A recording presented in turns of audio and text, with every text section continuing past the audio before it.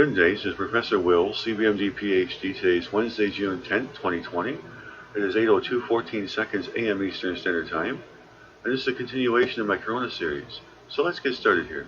Although no other COVID vaccine design program appears to follow this methodology, we believe from experience that successful vaccine design logically starts with a thorough understanding of etiology of the target virus, which appears in this case to be quite singular. In consequence of our research, and therefore unlike conventionally developed vaccines, BioVax-19 method of operation solely upon non-human-like NHL epitopes, which are 21.6% of the composition of this coronavirus spike protein. The spike displays distinct distributed charge, including a charged furin-like cleavage site. Following principles previously employed to design a therapeutical human immunodeficiency virus HIV therapeutic vaccine VAX-4X, we have therefore first examined and published here sequence and alignments of the SARS-CoV-2 spike protein, looking for unique properties of this virus that can be exploited for successful epitope presentation. We have also reviewed and published here relevant cryo-electron microscopy results and structure and function relevant cis-cis loops to discover what is. It is not revealed that amino acid level analysis of sequences by previous authors and to elicit the general mode of action for ineffectivity of the virus. This methodology has two parts. In order to formulate this fact-based account of its general mode of action, first we present an explanatory model for the difference between SARS-CoV and SARS-CoV-2 supported by substantial physical-chemical data from different classes of convergent sources. 3D models and sequence analysis have been used to reveal properties associated with specific amino acids, clusters of amino acids of both spike and co-receptors. Second, we propose a theoretical explanation which future experimental model systems will be able to study to elucidate further structural details as well as to provide evidence for detailed mechanistic explanations. These data reveal the biological structure of SARS-CoV-2 spike and confirm that accumulated charge from inserts and salt bridges are in surface positions capable of binding with cell membrane components other than the ACE2 receptor. We have also looked at the naked coronavirus spike protein as a concept for the basis of a vaccine, which we have rejected because of high risk of contamination with human-like epitopes. Analysis of the spike protein of SARS-CoV-2 shows 78.4% similarity with human-like HL epitopes. For the avoidance of confusion, a standard protein blast searches for functionalities and homologies to other proteins. However, antibodies can only recognize 5 to 6 amino acids, and therefore a 6 amino acid rolling window search for antibody epitopes was performed. A search so tailored to match against all human known proteins will give a 78.4% human similarity to the SARS-CoV-2 spike protein. An important example: if all epitopes on a 1,255 amino acid long SARS-CoV-2 spike protein can be used by antibodies, then there will be 983 antibody binding sites, which also could bind to epitopes on human proteins. Researchers were in the minority of vaccine designers with regard to human immunodeficiency virus, HIV vaccine development, having concluded that a vaccine based on the envelope GP120 would not be effective. Researchers proposed instead using the unique GAG proteins as the basis of the VAX-4X vaccine, which has been shown to induce robust immune responses and reduce the HIV viral load in several multi-center studies. It is 36 years since the world has promised an HIV vaccine that would be ready in 18 months. Researchers correctly predicted the failure of all three major HIV/AIDS vaccines over those years, and specifically the danger of poor immune responses to conserved human-like domains and antibody and hence ineffectivity to high mutating domains. Earlier this year, the latest South African trial was terminated due to futility in preventing HIV transmission.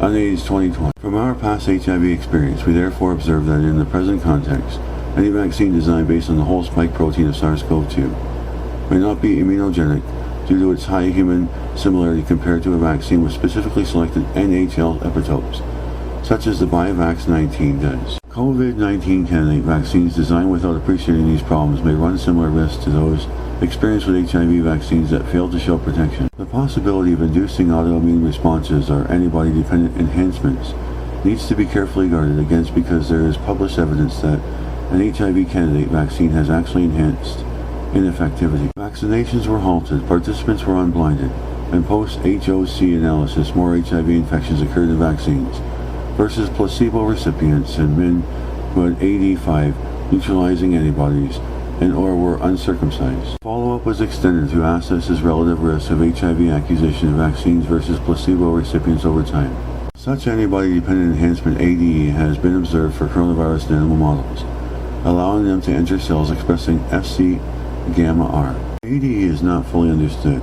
However, it is suggested that antibody-dependent enhancements may come as a result of amino acid variability and antigenic drift. We believe that the two aspects of design are insoluble, and that adjuvant choice as ab initio is an essential aspect of a successful vaccine design. That is because it has been observed that with the right adjuvant there can be a valuable inverse correlation with infectivity, with morbidity, and with fatality in published cohorts. Most adjuvants have a strong T helper 2, Th2, bias in order to achieve a good neutralizing antibody response. Given the results of our research into SARS-CoV-2 etiology, we posit that an adjuvant is required that specifically activates innate and cell-mediated immunity, which will give the necessary enhancement in Th2 response to the peptide-specific epitopes. It has been known for several years that Bacillus calmette-guerin, BCG, can enhance a Th1 response and can be used as an adjuvant for cell-based vaccines such as the melanoma cell-based CancerVax. However, it cannot be used repeatedly because it will induce a nonspecific humoral response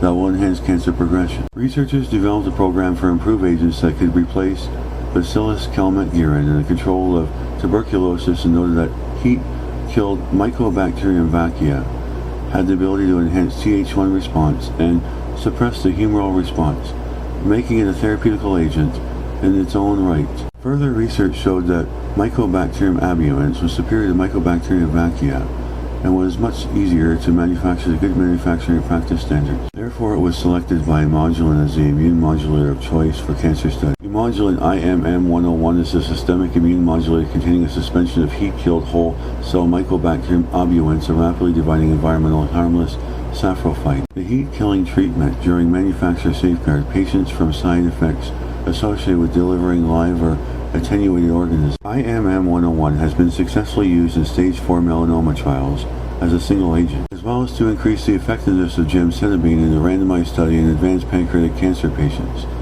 where a significant survival and quality of life benefit was seen on the IMM101 gemcitabine arm versus gemcitabine alone. Of particular relevance to the development of BioVax 19 is that the majority of patients who have received IMM101 for advanced cancer have reported that subsequently they have not experienced the usual seasonal colds or influenzas from which they have previously suffered. IMM101 has been administered to over 300 patients without a serious side effect, and is therefore a safe product to consider as a single priming adjuvant. Unpublished observations by these authors have suggested that this agent was the best adjuvant for producing effective immune responses against melanoma antigen. A study to define an optimal antigen adjuvant combination is in progress using a combination of Imodulin as a separate priming adjuvant together with the formation of the vaccine peptides as an adjuvant. The study will define the balance between the adjuvant and antigen in such a way that one or a maximum of 2 doses will be needed to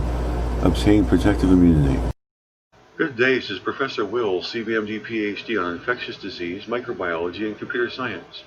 Well, hope you enjoyed listening. Until next time, have a great day.